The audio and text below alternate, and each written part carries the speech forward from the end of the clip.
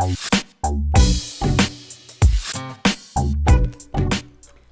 do. Do, do, do, do, do. Okay. Hey, what's up? Hello, everyone. Welcome back to another episode of SimplyPodLogical, a simply nailogical podcast. I'm Ben. And it's Taco Tuesday. It's also, Taco Tuesday. I'm Cristine. Yes. Yeah, and Cristine, you look very nice today. Have you been working out? Why, yes, Ben. Have you? Yeah. Thanks for asking. So that's what we're talking about today. We're going to talk about working out, fitness, going to the gym. And your health. Your Yeah. doctor called. He said, listen to this podcast. Now, I'm just kidding. We are not medical professionals. Actually, disclaimer. You're not Dr. Simply? No, we are not doctors, nor professionals, nor experts or licensed people in the field of your health. I kind of wanted to get a PhD just so I could call myself doctor. A doctor? Dr. Yeah. Mazovita. Well, no, sorry. Yeah. And then just give unsolicited medical advice to people, you know? Yeah, that's not how that works. No? Nope. Okay, so we're going to talk about working out. We're going to talk a little bit about ourselves, but we're also, I think, mostly going to take questions from you guys because Christine asked on Twitter, Instagram, Facebook, all those places, just your guys' questions about working out, motivation, body image issues, things like that. So let's see how this goes. Y'all have lots of questions.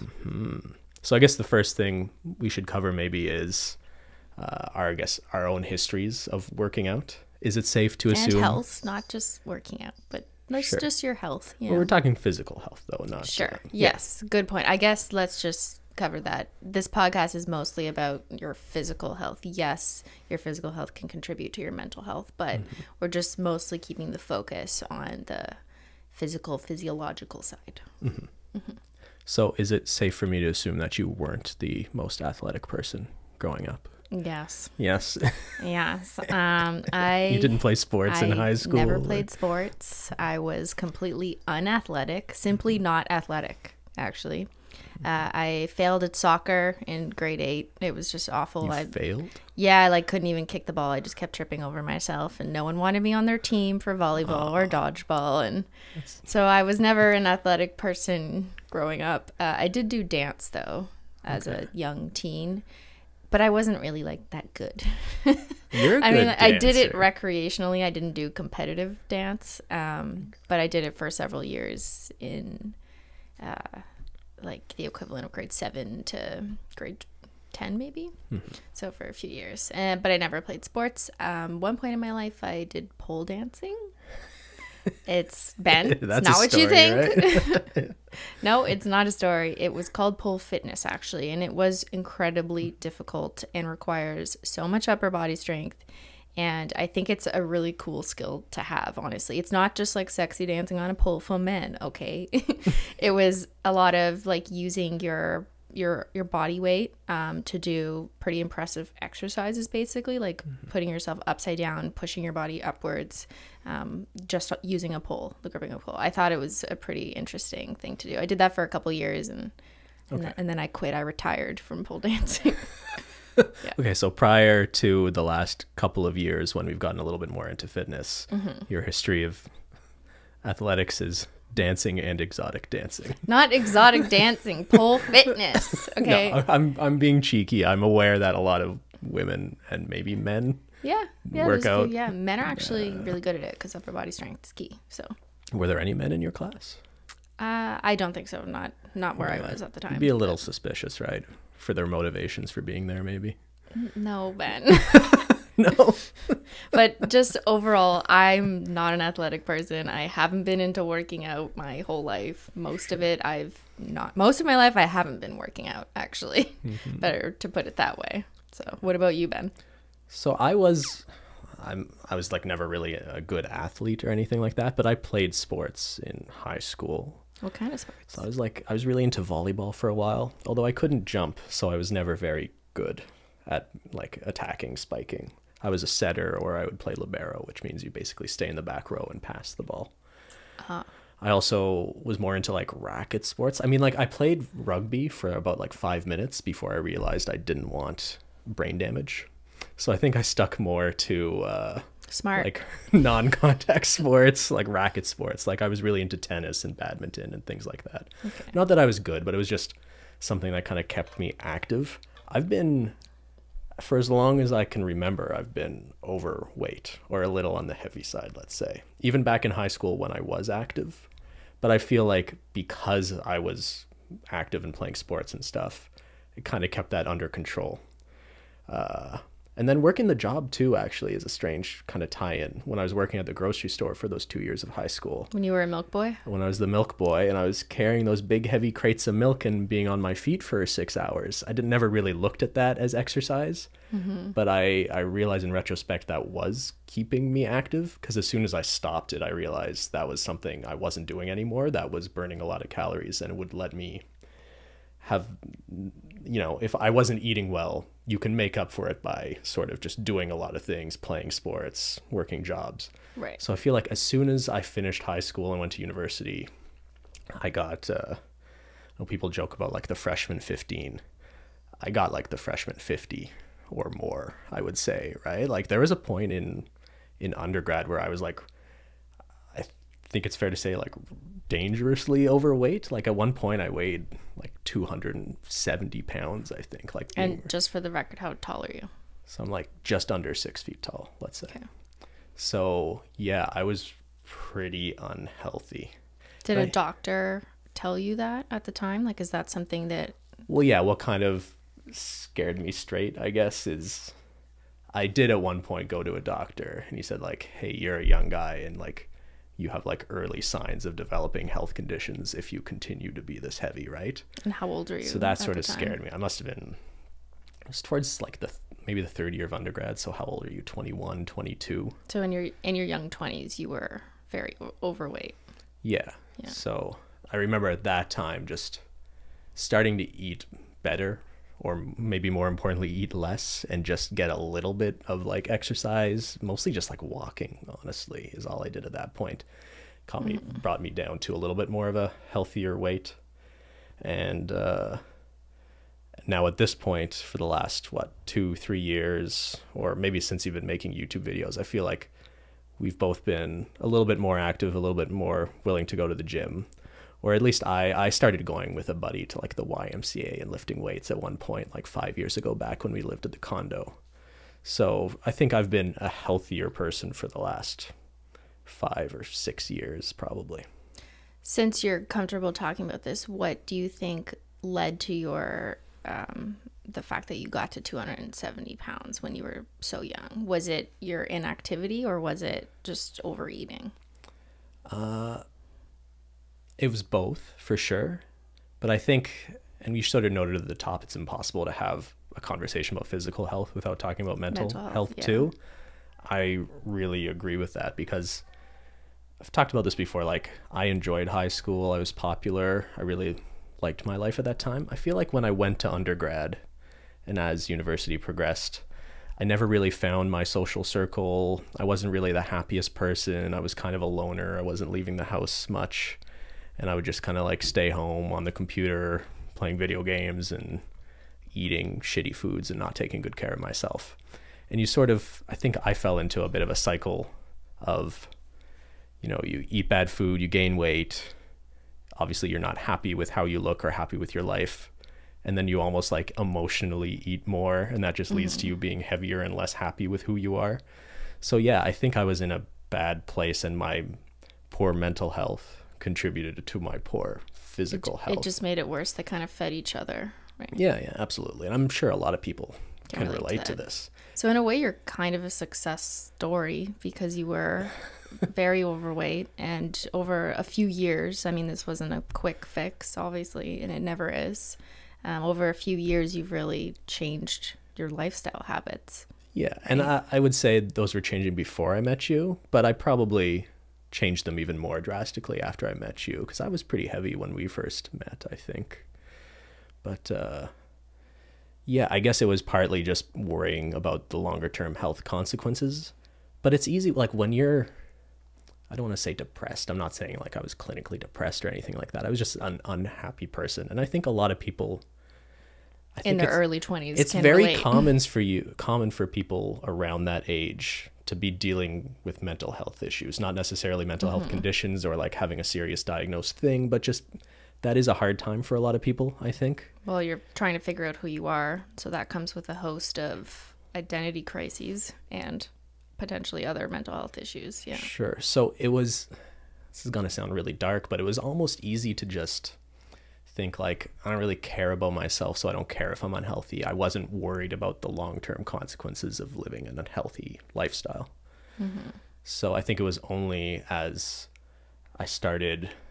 my life sort of turned around and I started becoming a happier person, especially around the time I met you, that I realized, or it became much more important to me to take care of myself. To live a long, healthy life. Yeah.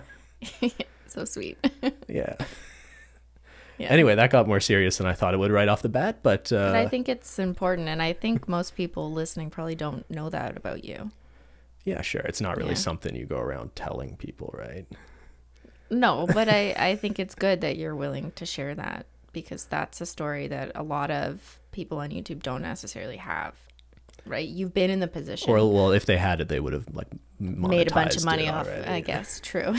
I think a lot of YouTube, like there's certain big YouTubers who used to Sure, be sorry, bigger, I didn't mean it that way, but I just mean people see you now and they just have no idea that you used to be 270 pounds and were clinically obese. Technically, right? Yeah. I don't know people if you should don't pay attention to your BMI score. It's pretty sure. Just like if a doctor were to look at your health at that time and you had other health conditions as a result of that, right? Like it just wasn't good for you in the long run. Yeah.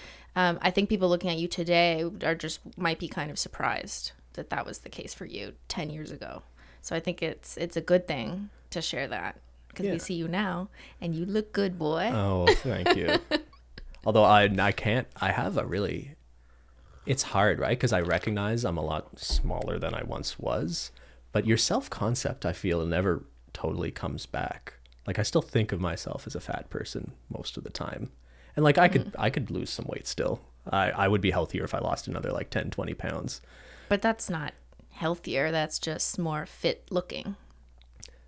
Right? Yeah, but like there's a difference. I can approach this from a very like rational, like scientific perspective of like, I think my body fat percentage maybe should be a few notches lower. And it's not as much about me thinking I have to look a certain way, but I just think an optimal health range might be a little bit lower than where I am now. I feel like I have a healthy attitude towards it at this point. Yeah. But I guess it's just hard for me to see, like when I see, like, I guess we see ourselves in videos and in pictures and stuff on social media, but just day to day, I don't have a good reference, or in my mind, I have a lot of confusion about whether I think of myself as like a big person or not, I guess. Yeah, no, that's an interesting struggle. Yeah, because you spent many years identifying as a larger person. And now you are a very identifying as a larger Well, I mean, that's how you saw your self-concept. Like you just said, like your yeah. identity was part of your identity. Yeah.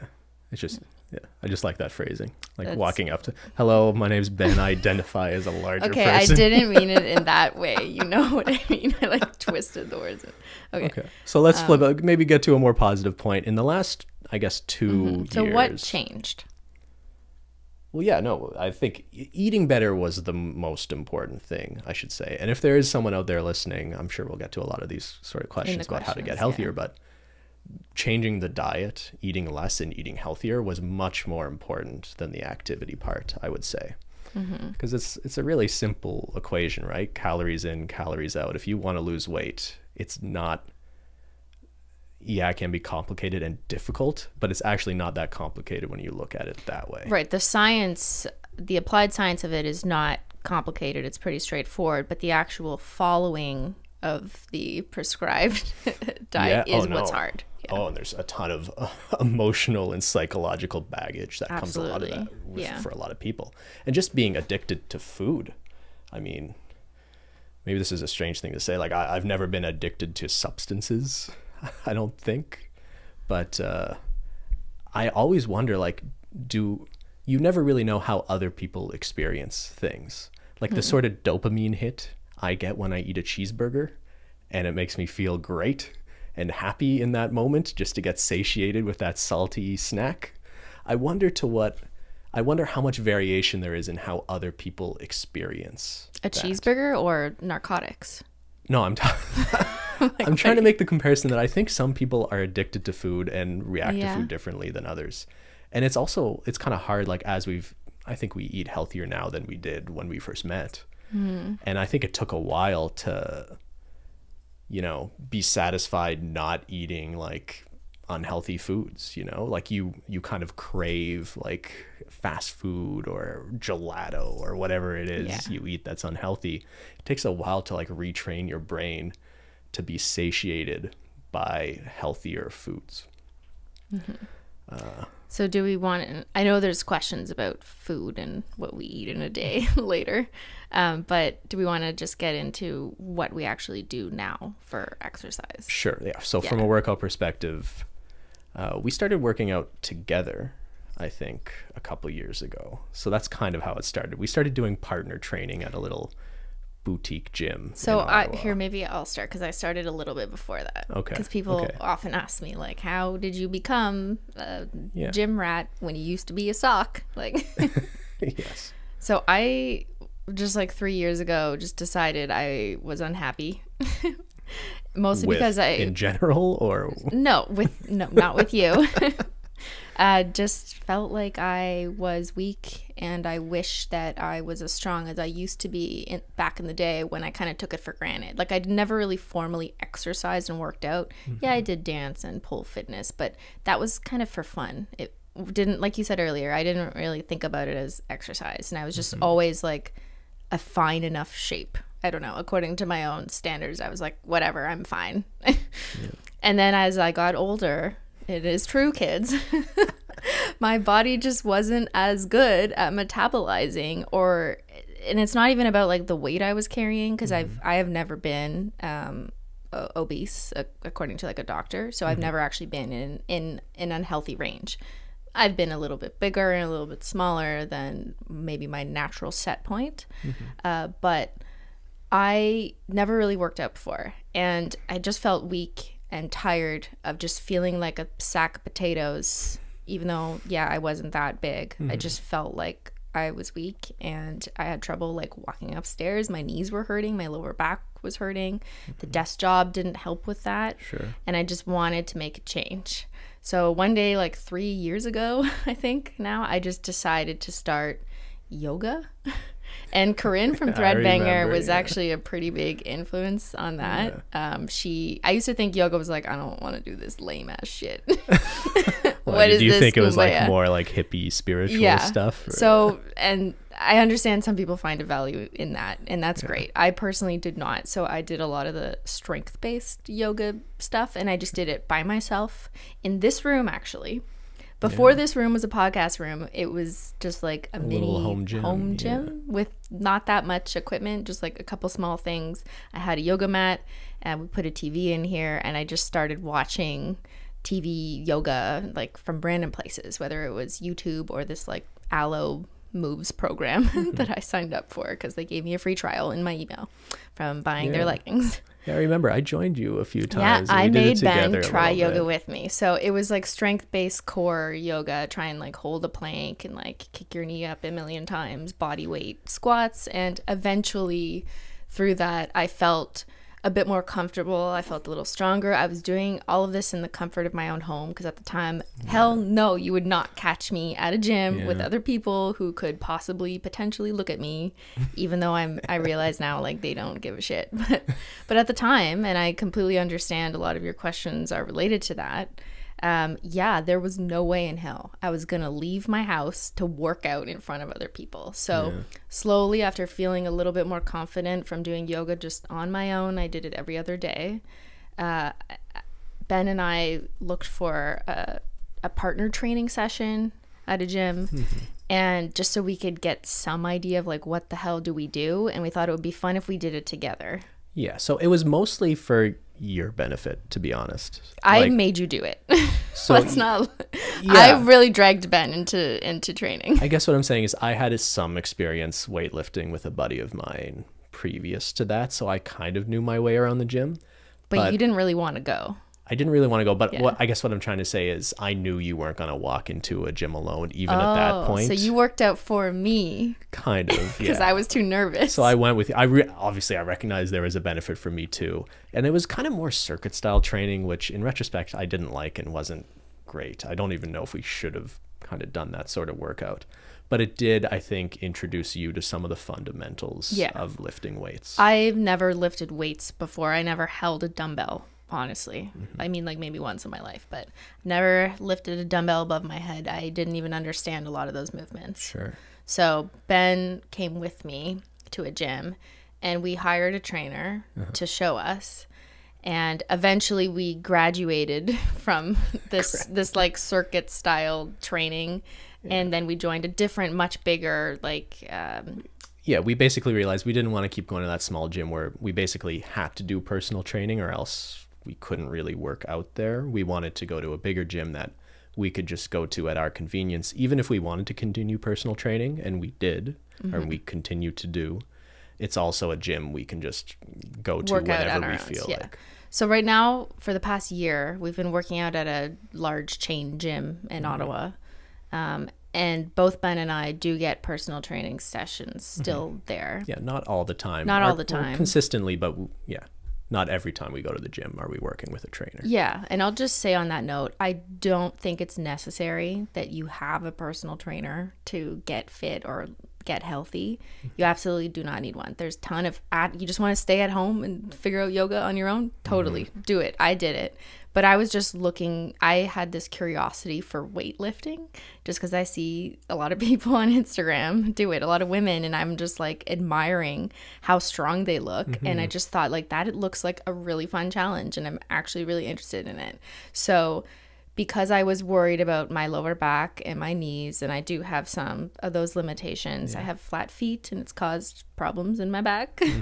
I decided it was safest and best for me. And yes, I have the luxury of being able to afford paying for personal training. Sure. So I hired a trainer to help me navigate through my particular knee issues and learn the heavy weights at the same time. If So you can afford a personal trainer, at least to get some introductory sessions to learn some proper form, and even just like things like warming up before a routine is something you might not know to do if you're just going on your own. Warmed up before. Like when I said like I used to go with a buddy to the gym, we were just kind of trying to teach ourselves based on looking at videos on YouTube and things like that. And I was benching incorrectly for years and it messed up my shoulder to the point where I think that is why now I have to warm up my shoulder for like 20 minutes before I bench now. And there's still some mobility and range of motion issues there.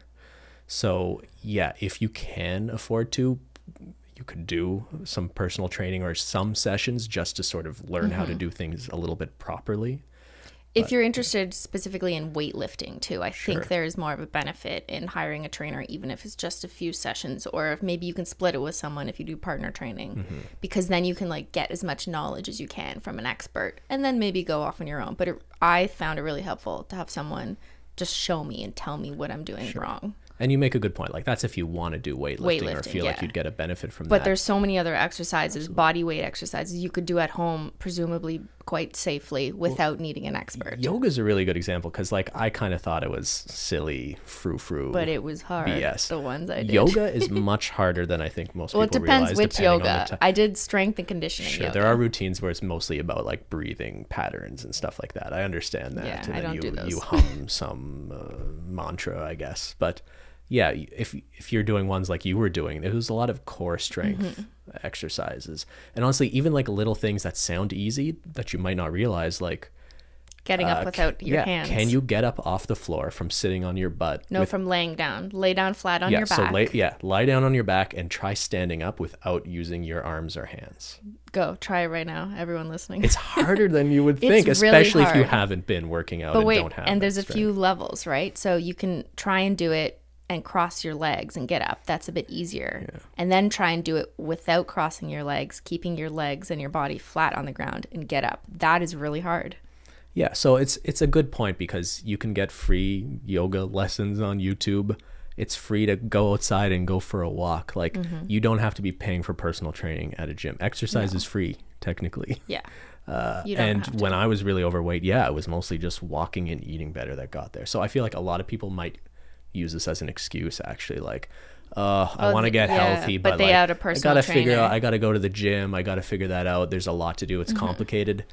It doesn't have to be as complicated as you're making it seem. You in can your do stuff head. at home without anyone watching you. I totally understand that. There's so much content online you could do. All right. I feel like we've preemptively answered probably like a lot of the questions in front of us. Let's get into your let's shift to questions. some of those audience questions. Zyler, you good, bro? He's doing a workout. He's very active right now on the He table. just drooled all over the table. He's sweating, Ben. His heart rate is up. All right. From Twitter, Steffi Feffy.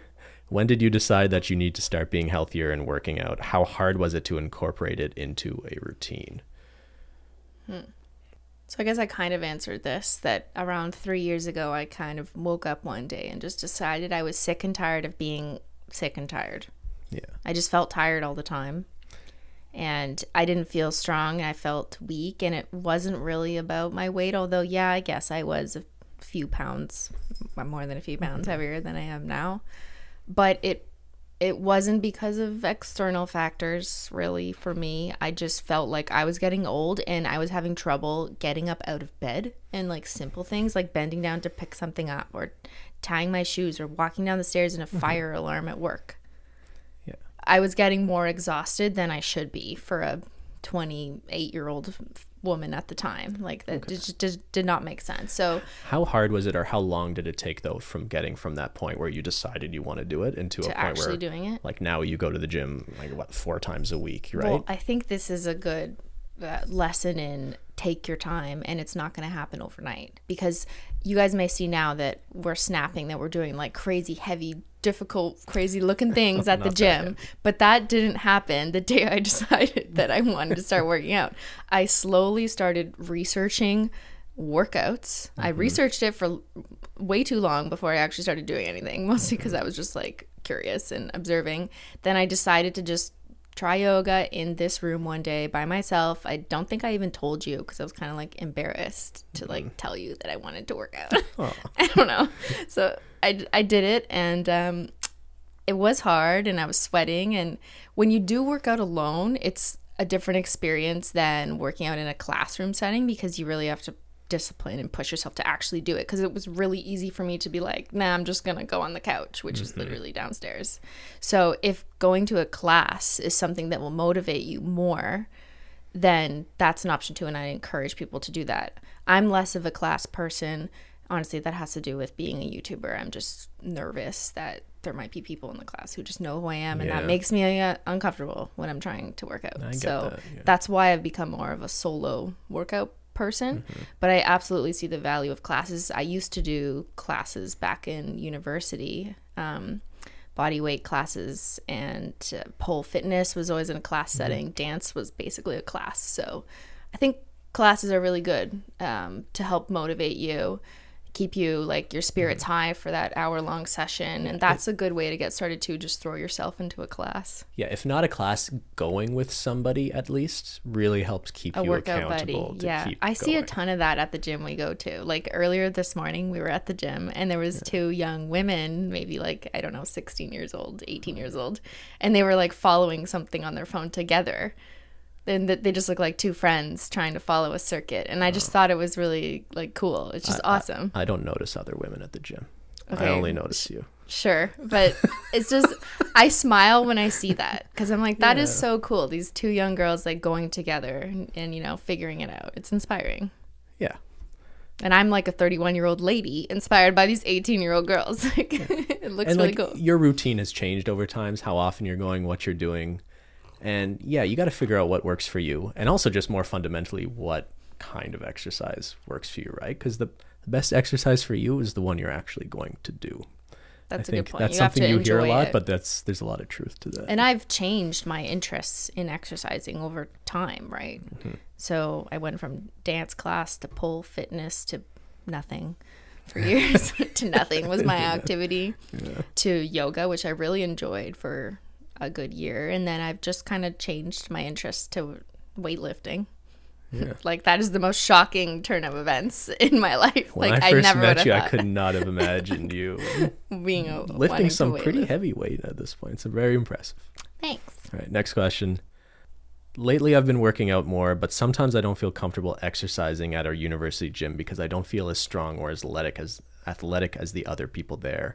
Have you ever experienced this, and how do you overcome this insecurity, if so? I mean, from my perspective, I think I understand that insecurity, and I've been the guy going to a gym who didn't totally know what he was doing. I went with a friend, so we were kind of in it together. But I'd also say now, having been in gyms for a few years, I really think it's mostly in your head. Like, I'm not going to tell you there will never be someone who maybe looks at someone who's overweight and snickers. That probably happens, and that's a bummer, and that sucks. But for the most part, people are in there focusing on their own shit. Yeah. And if I see a heavier person working out, that's kind of inspiring. I'm like thinking, good for you. Yeah. And I think most people have that perspective now. And you'll find threads on like Reddit, like get motivated and like trying to convince people to work out. And I think that's the general sentiment you hear. The other people in the gym are there doing their own thing.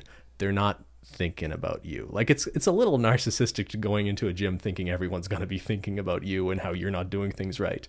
People are all kind of doing their own thing. I will add, because she's saying specifically university gym. So I think that's a different age group and range than what we're used to at the gym, where there's like some senior citizens, for example. Sure, yeah. So I can kind of relate to that, because when I was in university, I did go to the gym, and I did feel like at that time, and maybe part of it was in my head, but maybe part of it was just true, that some younger people are more likely to look at others and judge people. So that is a struggle. And I remember trying to pick like the safest corner of the gym, or something where like when I bent over, no one was directly behind me, and I would do little things and accommodate myself so that I would feel more comfortable. So I think that that's important too. Maybe there's classes that you can go into, which are honestly mostly women, if your issue is that you don't want like guys seeing you. A lot of the fitness classes are often women, so you can kind of avoid the gym bros if that's what you want to avoid. But I think the key is just carving out your own space and working out where you feel comfortable. Yeah. All right, next question. How did you transform from a sock to a weightlifter? I mean, there are people there, From a sock to a weightlifter. Yeah, like you've talked about, and people are aware you're pretty antisocial. I saw this comment and I was like, you're right. There are people there. Ew. Because like I hate people. Here's the thing. I don't go to the gym to talk to people. Right? Like I don't talk to anyone except Ben, really. So I don't really see it as a group activity, because I'm not in a group activity. I'm always doing my solo thing usually. But I recognize that it's probably crazy for a lot of you guys who've watched my videos for 5 years now, thinking back to my old content of me probably joking about not wanting to leave the couch, and it wasn't a joke because it was true, and like just eating chocolate bars all the time, to now I weightlift, and it's been about a year since I've been doing this, and it's been really fun. And I don't really know what to tell you about how I did it, but if it goes to show anything, it's that clearly anything can happen, no matter how lazy you might think you are. Because I was an incredibly lazy person who didn't really ever want to just work out. Like working out to work out, like that's not fun. What's the point of that? Like that's honestly how I looked at it. And now I've found fun in weightlifting. That doesn't mean that weightlifting is fun for everyone. Like you were saying earlier, there might be different sports or activities or types of fitness classes that some people like more than others. Some people love Zumba, which is like a type of dance. Maybe yoga, maybe pole fitness, maybe sports, just traditional sports, maybe CrossFit. Some people like CrossFit shit. Sorry, but just so I understand, I guess, is your answer that because you realized you liked it, your like of doing it outweighed the negative feeling of being around other people? Yeah, I guess, yeah, you're right. I eventually got over the fact that there was people in the gym other than me, but it took me a while to get there. And I think that's also important to know. I spent a year by myself in this room doing yoga before I felt comfortable going to a smaller gym with a trainer and just Ben. So that should have been a very comfortable environment relative to like a giant gym, which is where we are today. It took time, and I took baby steps, and it's been 3 years of baby steps and switching things up just a little bit, feel a little bit more comfortable. And eventually, like, there was a time where I wouldn't wear really tight pants either, because I was like, I need sweatpants. And then I just realized that was incredibly impractical. You can't wear sweatpants when you're trying to do a lot of moves. These jokes about you being a sock and wearing your sweatpants all the time, I think it's reasonable to think that partly has to do with your own self-concept and comfort with your body, right? Yeah, I think it does, but I also just really like the comfort of sweatpants. Like, I'm wearing them at home right now. Yeah. But I eventually even got over that in order to wear leggings, which are just more practical, honestly, in the gym, because you want to have the fabric close to you. It helps the sweat wick, you know? From my perspective, the biggest change I've seen in you isn't how strong you are and how fit you are. There's a level of confidence you have about how you appear that I think is a very positive thing. See, change. I wonder, I'm not sure people on YouTube who witness me on the weekends know that, because it's not like I have all of a sudden started posting Instagram pictures where you can see my butt more or something that would be like confidence by proxy or show you that I'm more confident. But I mean, like, you'll Snapchat us at the gym now and you're wearing leggings. A year, 2, 3 years ago, you never would have shown that or shown yourself looking like that. And it's not about like flexing how hot I am now. I think people understand you're not doing it in that way, but I really appreciate that you kind of have the confidence and are comfortable enough with yourself that you don't mind if people are seeing a little bit more of what your body looks like. And that's when I first started posting it, I was like, who the fuck am I? Like, why? I'm not a fitness influencer. I don't know. Like, I'm not an expert. But I got a ton of positive feedback from you guys telling me that it was inspiring to see someone who wasn't a fitness influencer or had it was part of their job, or like they were monetizing this in some way, that like that's why they were doing it, who was working out, because I just seem, I guess, more like a regular person in terms of my body and also just the rest of my life, because working out isn't my job. I'm not a fitness influencer. I just do this as like a health thing that I've come to love as a hobby, and it's not my job. So I think it's a very different thing to see a bunch of fitness influencers who look so amazing, but they work out like 8 days a week, and they're just like, that's their job. So it's really hard to relate to that and to adopt what they do, because it just looks like such a level of unattainability. You're like, how am I ever going to get there? But when I started hearing positive feedback, people were like, wow, Cristine is working out in a gym, and like, what? She's just kind of a normal sock. So I thought that, I guess I inspired some people, and there was a positive outcome of me sharing this. So that's why I've shared more. I never thought of it that way, but yeah, I guess you're presenting a much more attainable version or realistic preview of what someone maybe could expect who was in your position just 3 or 4 years ago, who does make that sort of commitment. Now, it's not something I've documented. I'm not coming out with a video of how I lost 20 pounds and gained 20 pounds of muscle, or I don't even know how much weight, honestly. Like, I haven't weighed myself that much, so I don't know. But I didn't document this process, so I don't have some video to share and like monetize on that. But I just think it was an important influence that I didn't realize I was giving. But then after people told me that it helped them, I thought maybe I'll do more of this, because I am kind of just like a normal person who's incorporating working out into their very busy lives. A lot of you guys listening, I know, struggle with, you work 9 to 5 or you go to school, and how the hell are you gonna work out? So I'm someone who's very busy, and working out is not my job.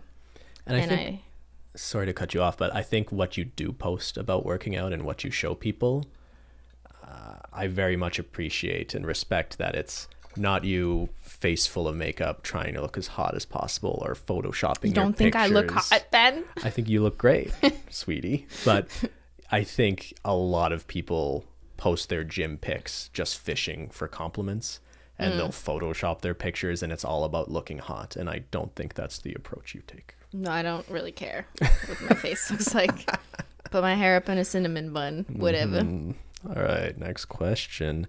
As a woman, I've always wanted to learn to bench and do weights, but I've been intimidated by all the gym bros. Are there a lot of gym bros out there I'm just not aware of? I think you just don't see them as gym bros. You just see them as other men? Other men. All right, so the complexity of the machines, and also I'm short. I can't figure out how to adjust the machine. So any advice for how to start strength training as a woman?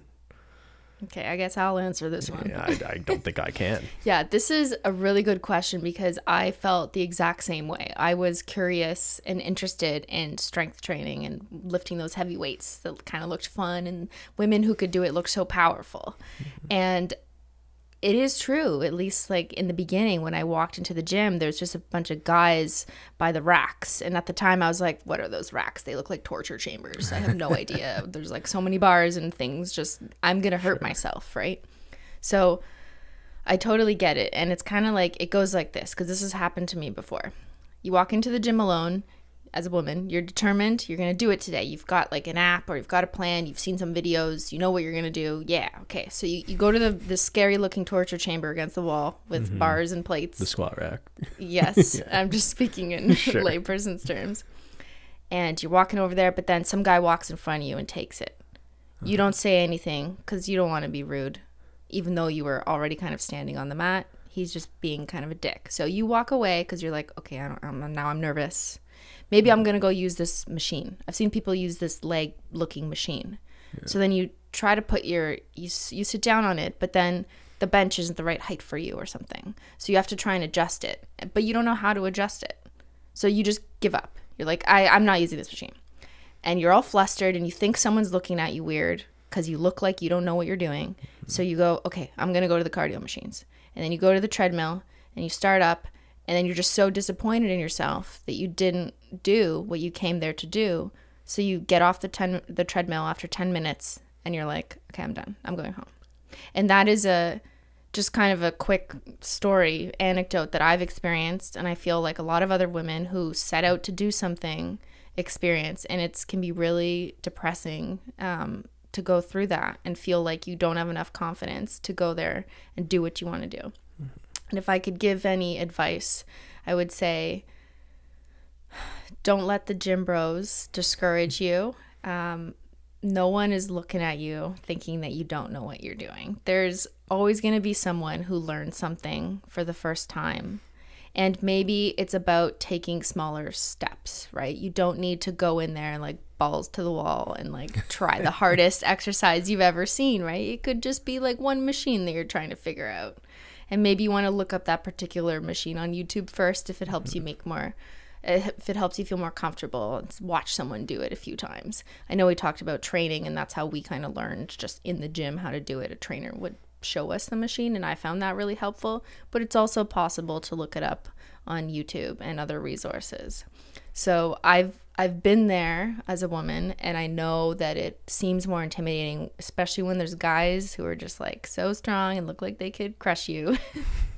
But try not to let them stand in your way, and definitely don't let them tell you like what to do or push you aside, because that's also not good. If some guys kind of have the attitude like, oh, sweetie, you don't know what you're doing, you know.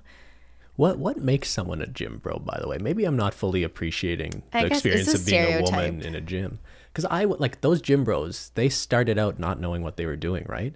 And I've been in the gym where there's a guy who clearly is very advanced and super muscular, and maybe I'll just start up a conversation, or he'll mention to me like, hey, like I think you're kind of doing that a little bit wrong. I don't look at that as a guy as like, oh my God, that's insulting, or he's being demeaning to me. Like, I think a lot of the time those guys are actually helpful and happy to help other people in the gym because they know what they're doing. And that's possible too. I think gym bro is probably a stereotype and the equivalent of manspreading, but in the gym. Manspreading or mansplaining? Both. So they're spreading out over the yeah. And so the stereotype is kind of like they get in your way. They don't care if they're really loud or obnoxious or throwing shit everywhere. I see. That's the stereotype. I mean, like, it's kind of unfair. Not all men in the gym are gym bros, obviously. Am I a gym bro? I'm having an existential no, you're crisis not. Here. So I guess what we're trying to say is that not all men in the gym are gym bros. There are some guys who are just like, they're just as normal people doing their workout. They're probably not even looking at you. Okay. All right. Next question. Do you ever feel self-conscious about being a strong woman? I know that there are a lot of men out there who think strong women are gross or less feminine. I don't know, Ben. You think I'm gross with my muscles? I think people are underestimating how much you would have to work out for a woman to appear like so muscular that men would start to find that unattractive. If you care about how men feel about you physically, if that's even something you're worried about, that shouldn't, I mean, if that's your motivation, that's your motivation, right? But yeah, I think a lot of women, it would be very difficult naturally to get like rock hard abs and super giant shoulders. That's not going to just happen by accident. You're doing a lot of, you're consuming lots of protein powder and you're in the gym all the time, and maybe you're doing at least creatine, if not something more serious than that, to be a woman who actually gets that bulky, I would say, if that's something you are concerned about. Yeah, I'll say that I've done a ton of upper body training, like a year's worth, heavy volume, heavy weights now, and I mean, I don't think I look gross or less feminine. I'm fine. Like, I mean, you have a body type that's more I will naturally... say that since weight training, my upper body, which was on purpose because I wanted to gain strength in my upper body too, is my shoulders have actually gotten bigger, and now it's a little bit tighter in some of my hoodies. But I don't see that as a bad thing. I don't think I look more masculine. I just think I look like a strong woman. Why is a strong woman masculine? No, also, and I think there's been a pretty big shift in our culture. Like when we were teenagers, or like back in the 90s, the sort of fashion industry promoted this idea of like female beauty being like these stick thin, frankly anorexic models. That's what we saw in magazines. That was thinspo. In retrospect, like what a super harmful, fucked up like thing, right? I think this idea that like the fit chick or like the CrossFit girl being the attractive one with like who has a big ass and curves but is also like strong and looks fit, like maybe there's still some unrealistic expectations, and that's still a high standard to hold people to, but it's so much better than this expectation that women have to be like stick figures. Yeah, on the whole, I think it was a positive shift. That's not to say there's still some issues with unrealistic expectations with some of the fitness influencers, but yeah. Okay, next question. Has it been hard to start your fitness journey? How have you kept motivated? I've been struggling to start, and it's just motivation that I'm struggling with. You want to answer that for motivation? I mean, at the end of the day, I mean, like I got scared into working out for like health reasons. I think it's going to vary person to person what actually motivates you at the end of the day to get off the couch and start doing something. I think what's important is that the best motivation is if it's driven by you and not other people. Because if it's driven by, I don't know, maybe your family said something bad, or the guy you have a crush on thinks you'd look better if you were thinner. Like if you're motivated by those external factors, it might work for a bit, but it's not going to last. Yeah. I would say the hardest thing isn't starting, it's sticking with it, I think.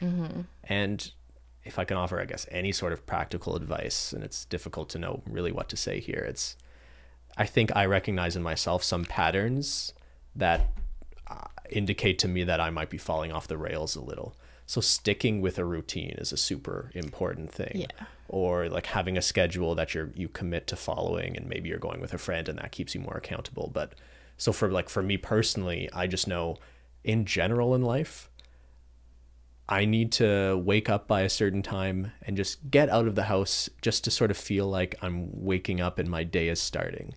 And if I don't do that, I can kind of fall into this routine where I'm a little bit more likely to just like lie in bed on my phone for a while and not really get anything done. Or maybe if I don't leave the house, I just kind of feel groggy, like I never really woke up that day. So I think you can recognize in yourself some of the signs that are maybe the opposite of motivating, or the things that lead you to be a little bit more less likely to go to the gym. The vulnerabilities. You have to identify them. The risk factors. The risk factors, yeah. Got to mitigate those risks. Preventative. Exactly. All right, next question. What are some good videos, resources for people with no experience weightlifting to start learning? And also, how do you start a new thing at the gym without feeling self-conscious? So any good resources you could refer people I to? mean, I will say I watch a ton of fitness YouTube. I think I mentioned this on the first podcast. I've just been really interested in it. And I really appreciate those who put a lot of research and science into their videos rather than just like, here's a random exercise that looks crazy and also I'm hot. So I don't really watch those channels, but I do value ones that seem to have some kind of background in like the science of it. Sure. So I'll just give a couple shout outs because honestly I think people just want to hear. So Jeff Nippert is amazing for kind of the science of muscle growth, fat loss, different techniques like bench pressing. You want to learn why people bench press a certain way, watch his videos. Stephanie Buttermore, who also happens to be Jeff's partner, she's really good from like a women's perspective for strength-based goals. She does a lot of science-based stuff as well, and she's currently doing her own new kind of health journey about going all in, she calls it, where I think there's like a more proper definition for how this community defines all in, but just for lay people out there listening, I would describe it as she was once someone who was very restrictive with her dieting and in effort to get very lean, right? Like for that very lean kind of fitness physique.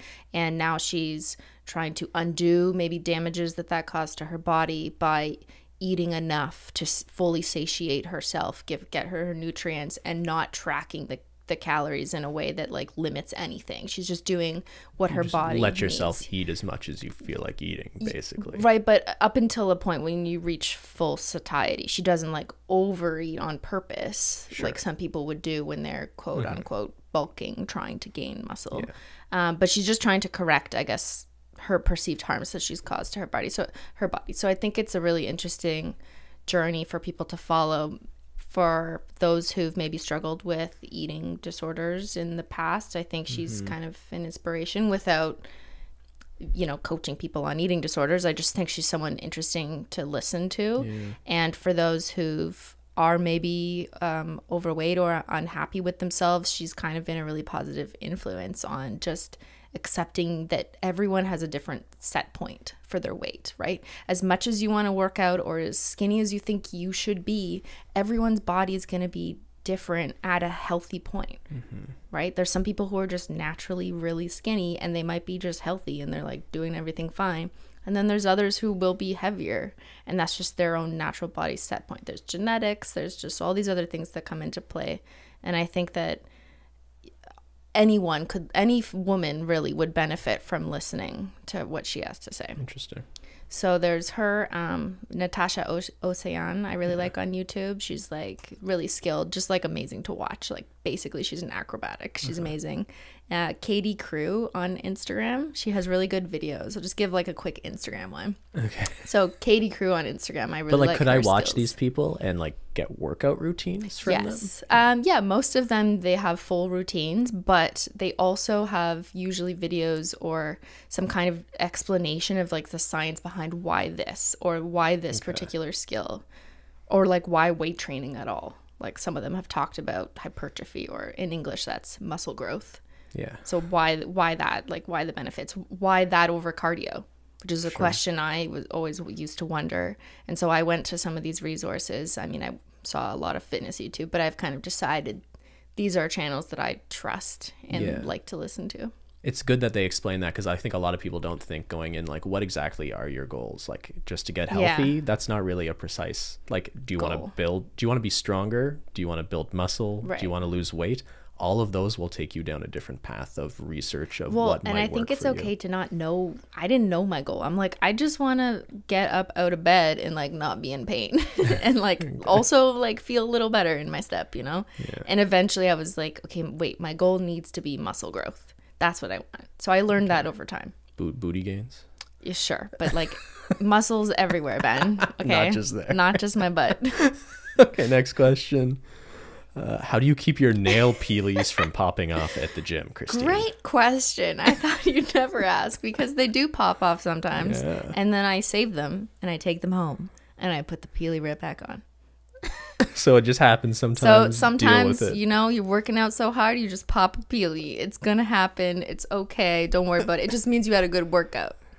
I mean, I have a video on how to prevent your peelies from popping off too early on Holo Taco, if you want to check that out. Seriously. Link down below. Link down below. That helps. All right. Next question. Well, I guess along the same lines, how do you lift weights with the nails you have? Is it preventing you from doing things? Generally speaking, no. And I get this question a lot. People think it must be impossible to work out with long nails. Yeah. When in reality, a lot of trainers I see and influencers who are like fitness people, they all have long nails too.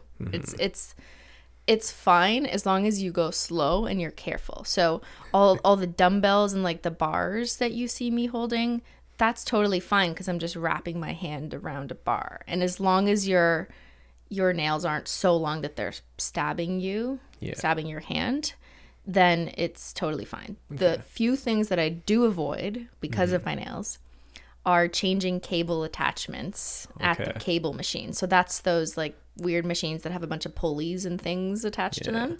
And sometimes there's a different attachment for a different grip. You don't like unclipping? I don't like unclipping the carabiner type thing because that risks my nails. So I generally just don't change the attachment. I just use whatever's there. And I also refuse to do anything with a medicine ball. So those are those weighted balls, like those spheres that you pick up and kind of throw on the ground. I don't like gripping those. It's too much risk. I'll never do kickboxing or anything with gloves or boxing. Yeah, you won't be punching the heavy bag anytime soon. I won't be punching anyone. All right. Yeah, you can do it. You can weightlift without breaking your nails. Yeah, you can have both. How do you deal with hand sores from lifting weights? Or do you just develop calluses, or you deal with it? So, and this my first trainer kind of taught me this. You do want to develop a little bit of calluses, and you will. Just kind of under your knuckles on your palms. Like if you're deadlifting, you're definitely gonna get.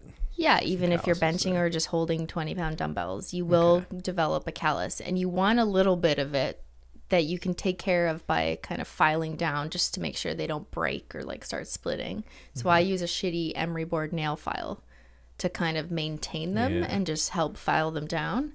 And then when I lift very heavy weight from the floor, like my body weight or higher, I will tape my hands with lifting tape. I don't use gloves. I've seen a lot of people ask me, why don't you just use gloves?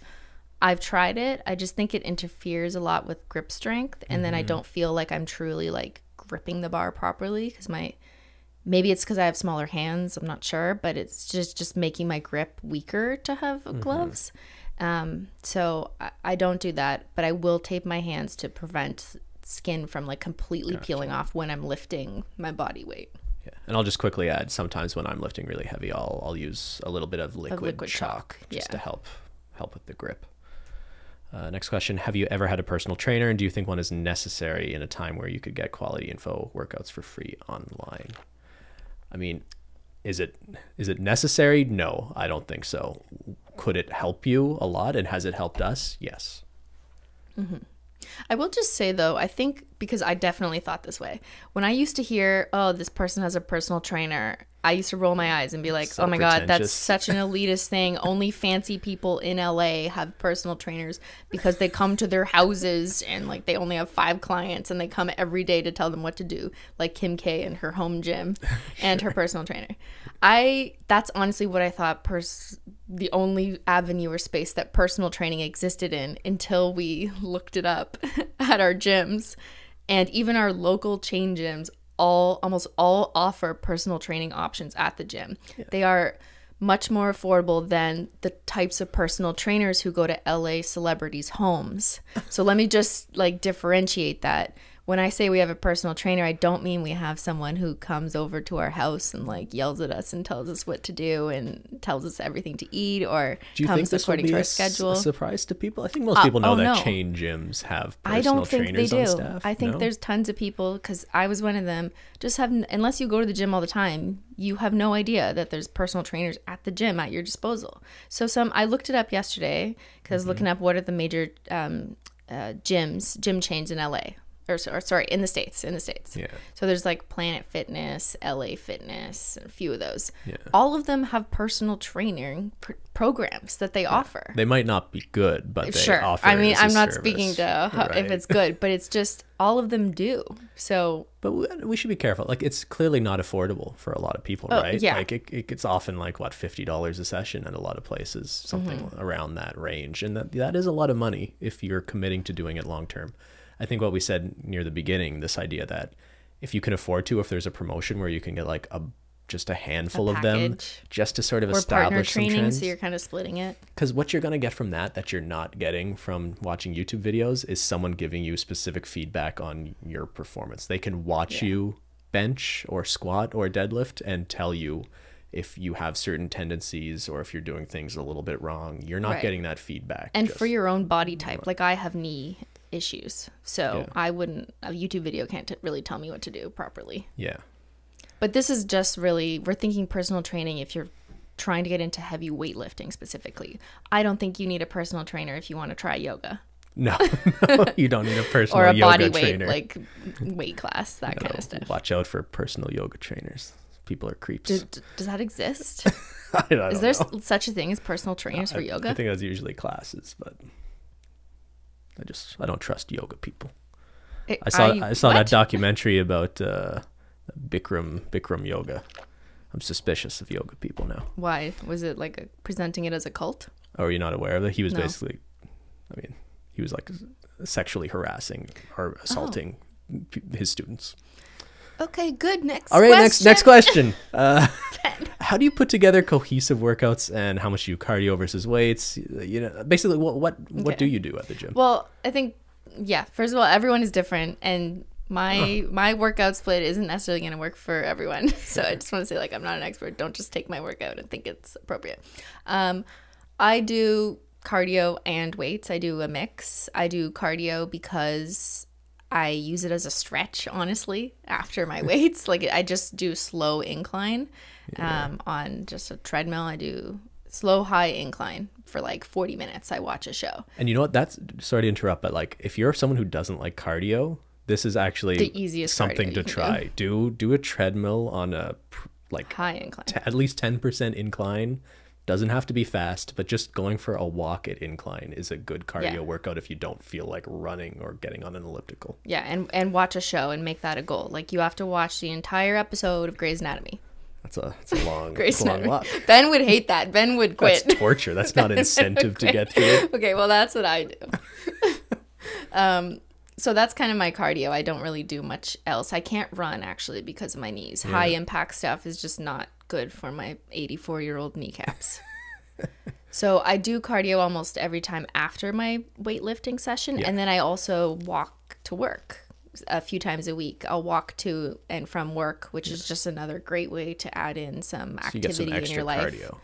Yeah. When you're at the gym, you don't do your cardio before. Typically, you want to weightlift before you do the cardio if you're really exerting yourself lifting weights. Yeah, you want to save all your energy to lift those heavy weights. Mm-hmm. So I do like 5 minutes of treadmill before a workout just to help stretch and get your blood flowing and everything. I'll do like 10 to 15 minutes worth of just stretching, warming up, dynamic, kind of moving around. Mm-hmm. And then my weight workout, I guess I usually have upper body days and then lower body days, so you can recover from one or the other for the next few days. And on upper body days, I would do bench press, which is, I guess the order is you start with the hardest, the most challenging, and the heaviest, and then you kind of work your way down to the easiest, because you want to save most of your energy for the beginning, the hardest stuff to get through. Mm-hmm. So I start with, on upper body days, bench press, and then I might do some bent over rows with the barbell thing. That's like that long pole with weights on the side. Yeah. And then maybe I'll do overhead press where you're like pushing it above your head.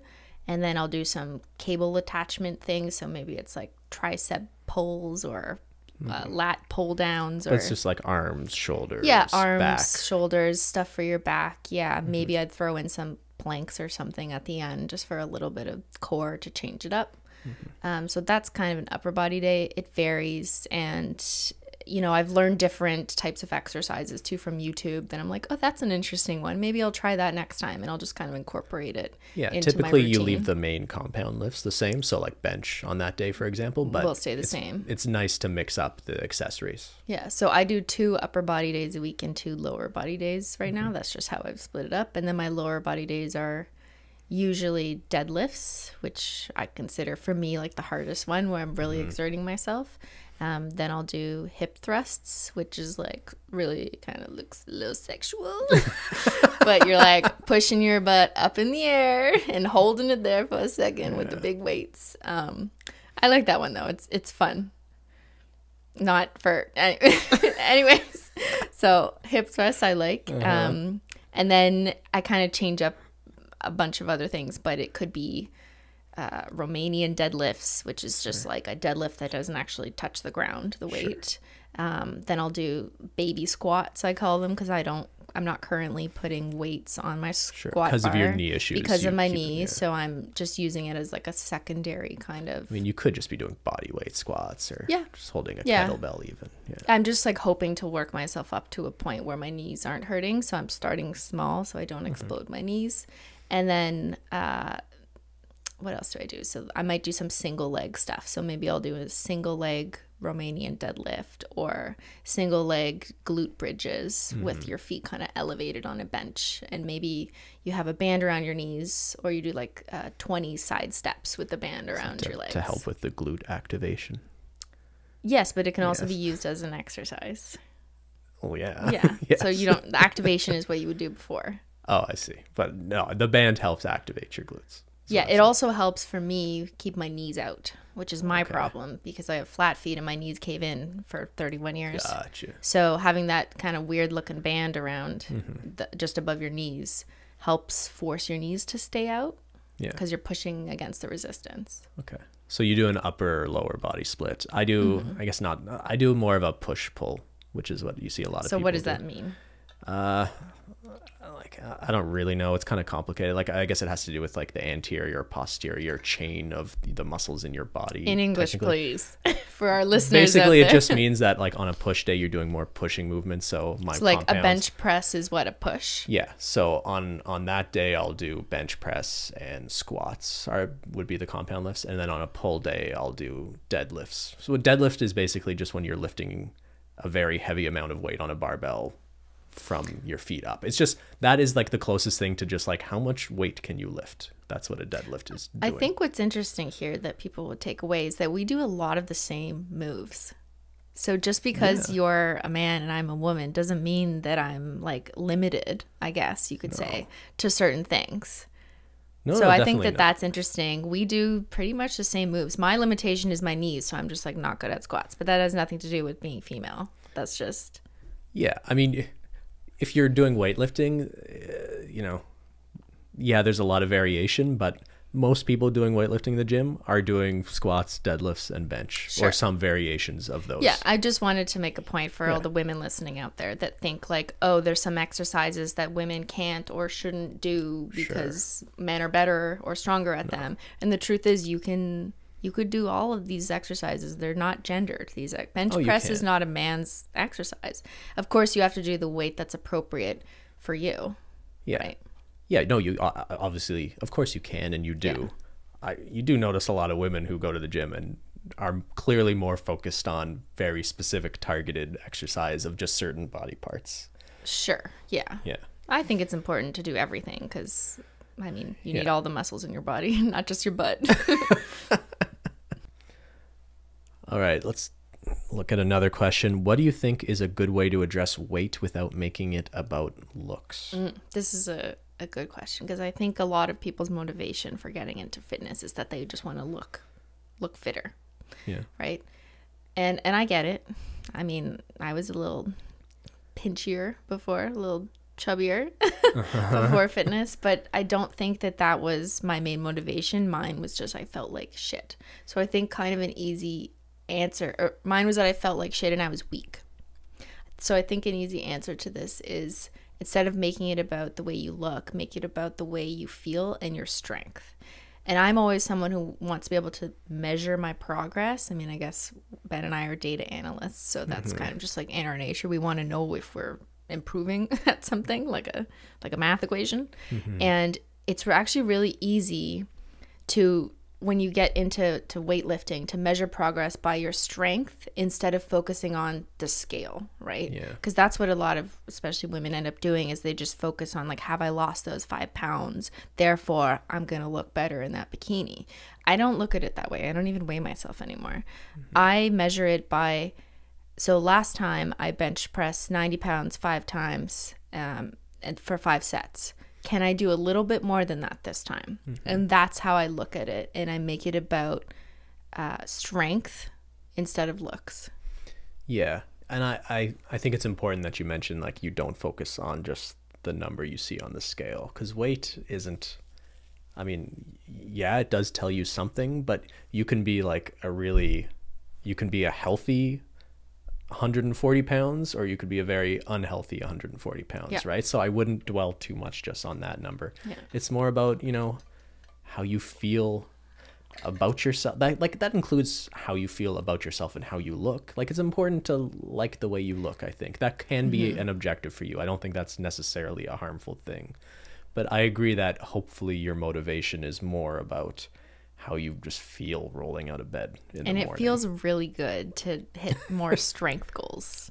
Yeah. For me anyways. I'm like so proud when I hit a new personal best or something. Like, and that's how I look at it. So. Okay. All right. What else we got? What do you think of Shane Dawson's tweets about him being body shamed and the general health attitudes recently raised against Lizzo? Would love to hear your thoughts on this. So just some context here. Shane Dawson, incredibly popular YouTube creator, tweeted out the other day, or he retweeted someone's comment who said, it's disappointing to see Shane gain a lot of weight and to see the people in his life laughing and enabling it.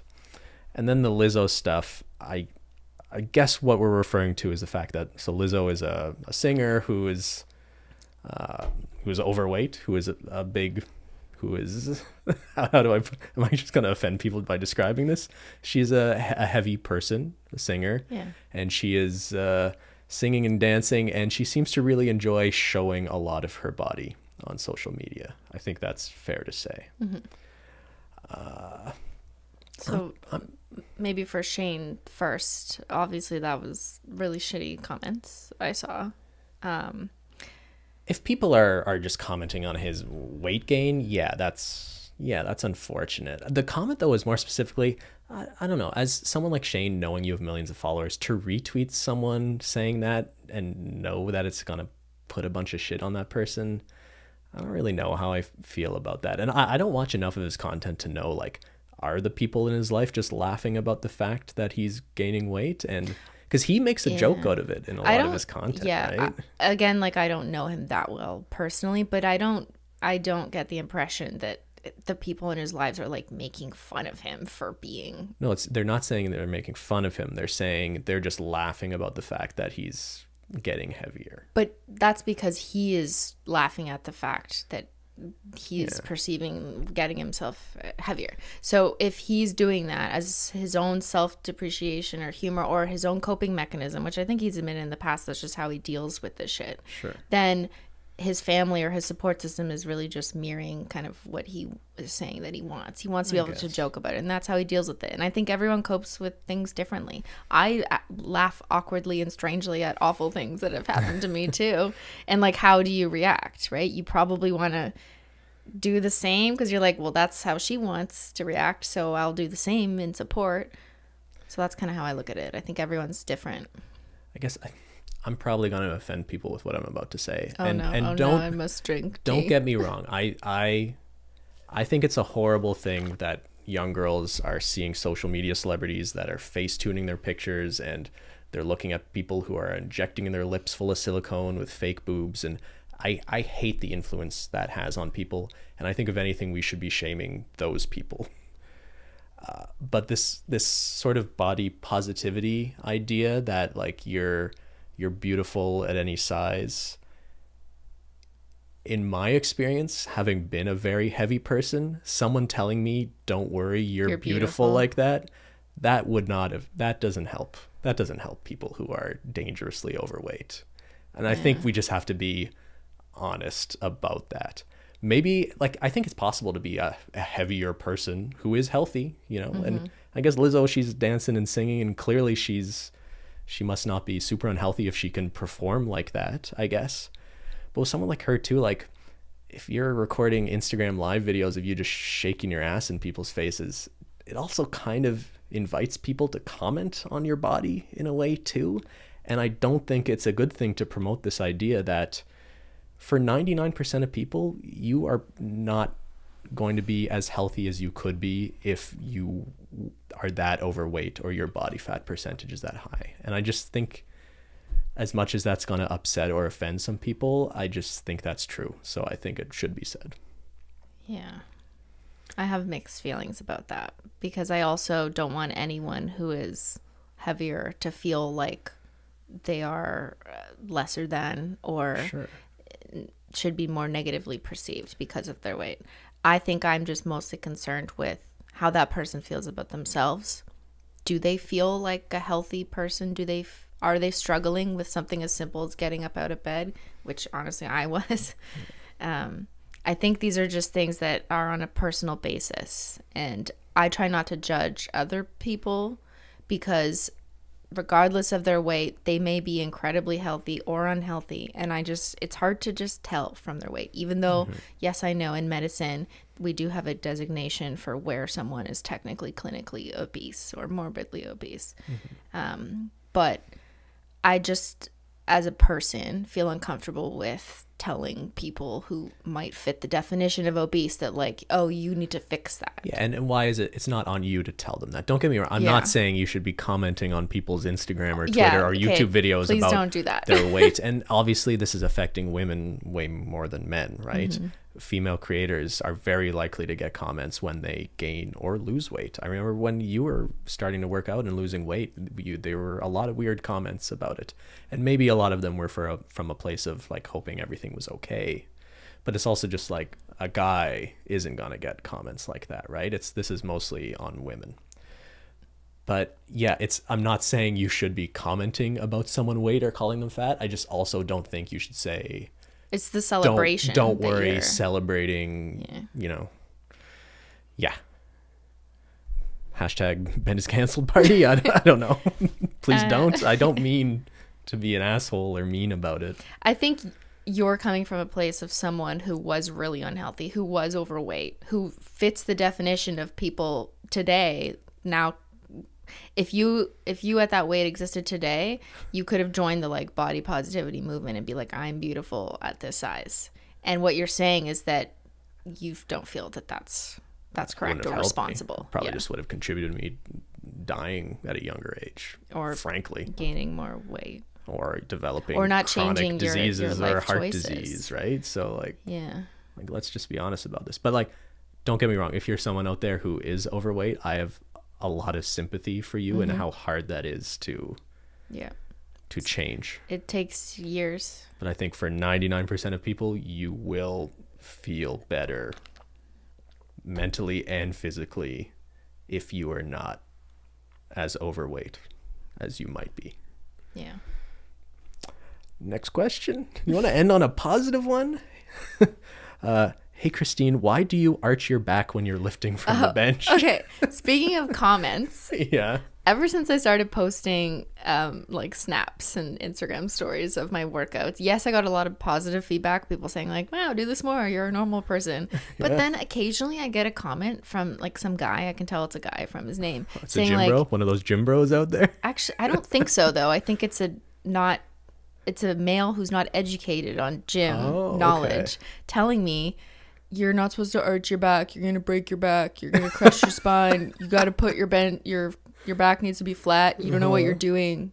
You need help. Yeah, you must not know. Like, you're a woman lifting weights. You don't know what you're doing. Or that's clearly too heavy for you. Lower the weight because your back should be flat. Maybe, so just to explain, when you're bench pressing, you'll see that sometimes people have a pretty pronounced or evident arch in their back. I think my understanding of it and what's been explained to me is what's most important is the way that your upper back is pinned into the bench and the way you open up your chest. And for most people, it's easier to achieve that proper form if you do have an arch in your back.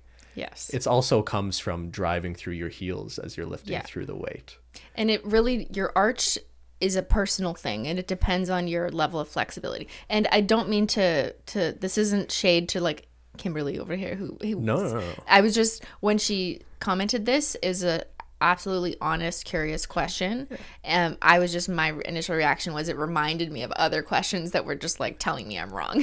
So I apologize for maybe being a bit defensive. That's not what I meant to do. Sure. There are women who are honestly curious. Like I thought you was supposed to have a flat back. So some people might have a flatter back than I do. Your arch depends on your flexibility. It depends on your butt size, because honestly, the bigger your butt, the more you might have an arch. You got a big arch then. I kind of do. But it's just like how you're naturally going to sit that way. And it also depends. Yeah, flexibility is a big one though. And like we mentioned, we worked with a personal trainer, and that's what we were trained and told to do.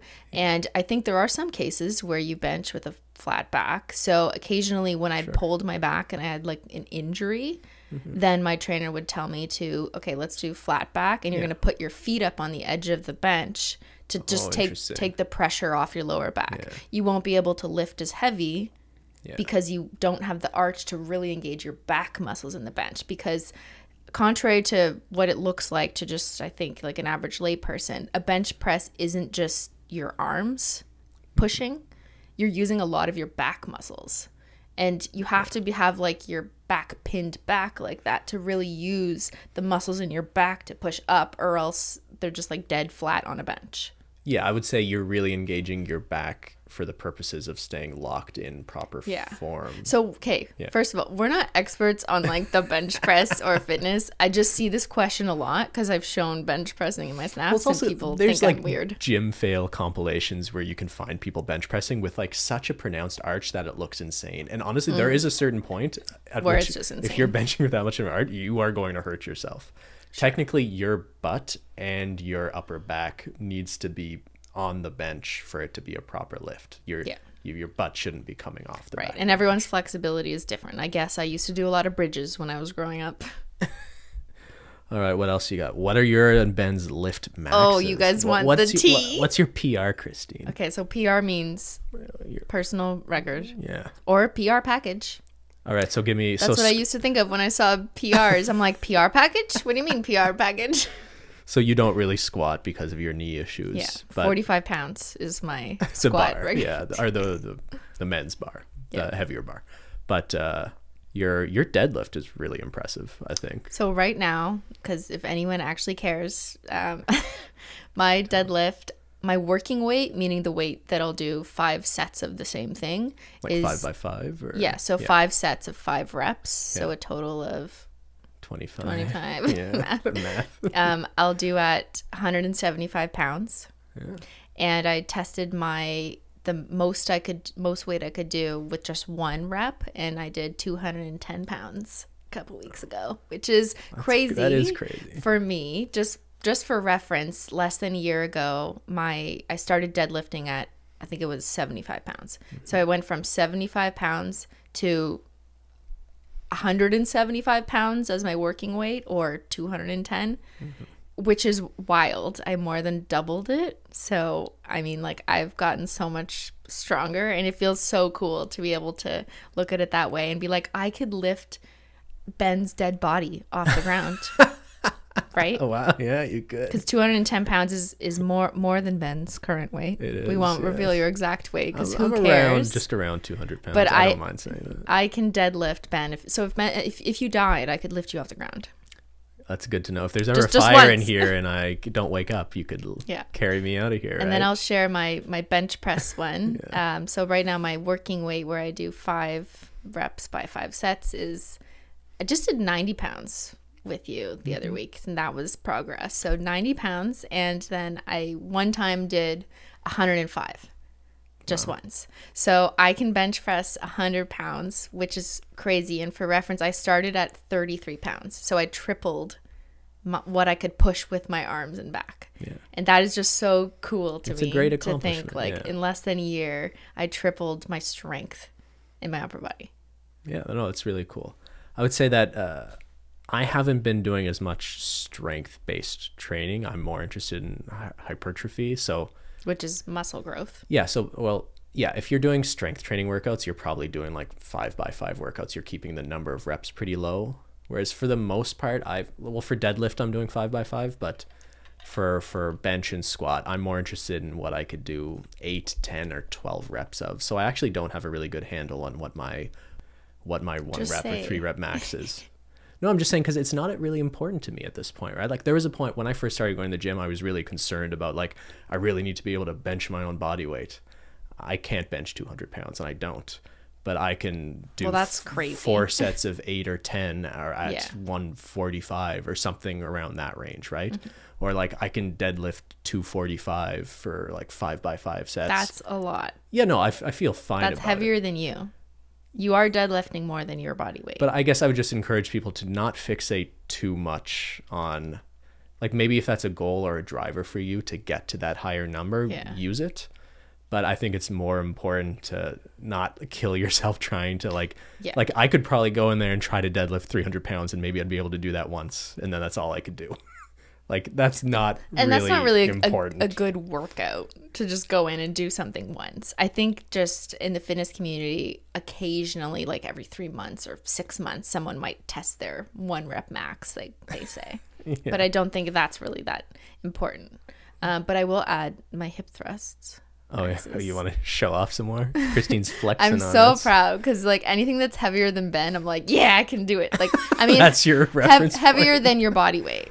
Because it just feels like I could lift you. Like I could pull you out of a burning heavier building. Than my body weight. What else could it be heavier than? My ego? No, I meant it's not that it's heavier than the weight you lift, obviously. Oh, I see. That doesn't make any sense. Like, no. But my hip thrust, I did 245 for 5 reps. Yeah, that's crazy. With my booty. That's your butt. That's my butt can lift 245 pounds. All right, let's get through these last ones. What do you listen to while working out? Audiobooks, music, podcasts? This podcast, right? You listen to yourself? SimplyPodLogical. No, I'm just kidding. But are you out there listening to this podcast while on the cardio machine? For good, cardio, good for it makes you. sense. But when you're lifting heavy weights, you need a certain kind of music. Oh yeah, I think I need trap dance music. Just is that what garbage dance music. Yeah, trap. It's funny. Remix. Like, in my normal life, I like like classic rock, Bob Dylan, Rolling Stones, or like late 60s jazz, or like non-mainstream indie rock like Wolf Parade. But when I'm at the gym, it's like Kanye West and DaBaby and like Tupac Hit 'Em Up and all this like gangster rap. In your AirPods? Yeah, and then it really throws off my recommended in my music streaming service because throughout the rest of the day, I don't want to be listening to stuff like that. All right, and last question from Laura Kensington. What motivates you to eat healthy? I have such a sweet tooth, and avoiding chocolate and sweets is my absolute downfall. How do you break that? Shit, I'm being called out because I absolutely had a huge sweet tooth. And all I would drink... getting called out right now. All I would drink was peppermint hot chocolates or, like, because I'm 12. That's right. Or... that's what I used to get you from Starbucks. Yeah. And then it would turn into chai tea lattes, which... I learned later was mostly just sugar and syrup and not really tea at all. Yeah. So now I get actual tea lattes, which is just tea in water with maybe half the cup of milk. Sure. Previously, it was a bunch of syrups and like foams and vanilla cremes that definitely added up to. Here's some advice. Don't drink your calories. Yeah. Try not to drink a meal. I mean, I guess it's like, unless it's a smoothie or whatever, but... Sugary drinks were a huge thing for me that I realized if I cut these out, and I didn't want to completely cut out all the things I like. So instead of just saying like no more chai tea lattes, I just decided to find something else. And so now I just have regular tea, which I drink all the time now. And I have a splash of milk with it just because I think it makes it a little more savory, like a delicious treat. But it's just tea and water and a little bit of milk, which is so much better for you, especially if you have a cup of tea 6 times a day. I'd rather have just straight up tea than a sugary drink. So you're not craving like desserts and sweets and stuff like that. Honestly, I think it definitely takes time to change your cravings, because I still wanted to eat chocolate bars all the time back in the day. And now, since it's been maybe 3 years since we've been consistently eating healthy, so we've talked a lot about how we've been working out, but we've also, in the past 3 years, changed really what we eat. I wouldn't call it a diet. I don't follow a diet plan per se. No. I don't prescribe myself, this is what you're going to eat exactly this week, measure the chicken on the scale. I don't do that. I just try and use common sense health, attitudes, and I try and eat lean protein, like we'll have chicken breasts, or I make a ton of vegetables. I love like using flavor now in my food, so I'll put like garlic and salt. I know like too much salt is bad for you, but flavor, whatever. like a garlic. Like garlic. I love salt. garlic. Yeah, whatever. No. But different spices. We eat out less than we used to. I'd say we used to like pick up food a lot, and now we eat more. And like we have a meal delivery service that helps us make some interesting dinners at home. For me, the question shouldn't be what motivates you to eat healthy. I flip it like food and wanting to eat food sometimes that isn't always as healthy as what motivates me to go to the gym, right? So I know this doesn't work for everyone, but this idea of cheat days, I still once in a while want to go down to Shawarma Palace and get a big plate of chicken and garlic sauce or falafel, and I love hummus. It's not just a meme, I could eat bowls and bowls of hummus. There are 3 giant tubs of hummus in the fridge right now. Yeah, they're gonna be gone by tomorrow. I guarantee. I just eat it with a spoon. I eat less bread than I used to, so maybe I'll have some pita with the hummus. But I could just eat hummus straight. I used to have a good hummus supply in Ottawa. There's this little health food store that made their own hummus, and every day I'd go in there and I'd buy. They'd only have like 5 or 6 on the shelf, and I'd take them and I would buy all of them every time I was in there. And then one day I go in there. You know this. Do you know what happened? Do you know what happened? Yes, I know what happened. I walk in there, and there's no hummus on the shelf, but there isn't a space for the hummus anymore. And I go to the woman working there. I go, "Excuse me, where's the hummus?" And she goes, "Oh, we weren't selling enough of it." She said that to me. Liar. I was buying all of it, and she's telling me they weren't selling it enough. It didn't make any sense. Does this motivate you to work out? Well, you seem very upset. I'm very upset now. Maybe we should go to the gym, and I'm just going to go for a run. Okay. But hummus motivates me to work out, I guess is what I'm trying to say. I almost forgot. Okay. Speaking of your passion food, oats. Oh. Overnight oats. How could we not mention oats? I know this podcast has gone on for too long, but can we have a whole other podcast on my overnight oats recipes? I think the people want them. I could just leave for that one. That could be your solo just podcast. Like me. When Ben goes away for a week, my podcast will be about oats. But to answer Laura's question here, because I have such a sweet tooth, oats for breakfast is like eating dessert. Oh, yeah. It is. It definitely satisfies that craving I have. So I'll make chocolate mint oats, chocolate brownie batter, chocolate peanut butter, birthday cake oats. It's so good. And it's mostly like there's a lot of protein powders in those. The protein powders give it is the what's flavor. flavoring it, yeah. But I'll throw a ton of stuff in that, like Greek yogurt, make it a little savory, like mousse, coconut milk, or almond milk, or like oats, or like flaxseed, or a little peppermint extract oil. Oh, the possibilities are endless. I just love waking up in the mornings because I know I get to eat my oats. There you go. Case closed. That's how I cure my, well, not cure, I just manage my sweet tooth every morning with my overnight oats and my 6 cups of tea with a little bit of milk a day.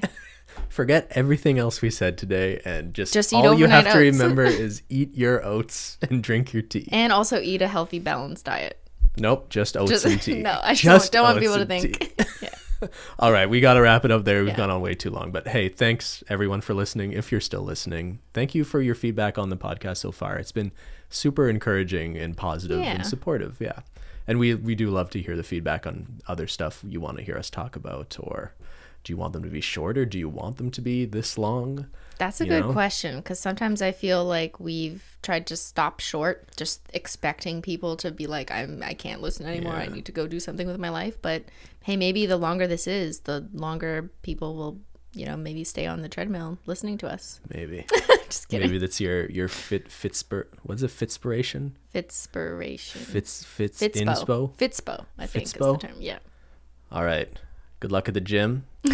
Kill it. You got this, girl. Lightweight. Boy. All right. Thank you, everybody. Thanks so much for watching. Or wait, what do we know what we're talking about next week? No. Oh, we're doing good at this so far. We'll let you know on our We'll socials figure it out. what we're talking about. Apologies to Sniper Wolf. We were supposed to have her on as a guest today, but we ran out of time. But we'll see you next Taco Tuesday and see if we can get her back. All right. Thanks, everybody. Thanks so much for watching. We'll see y'all later. Bye.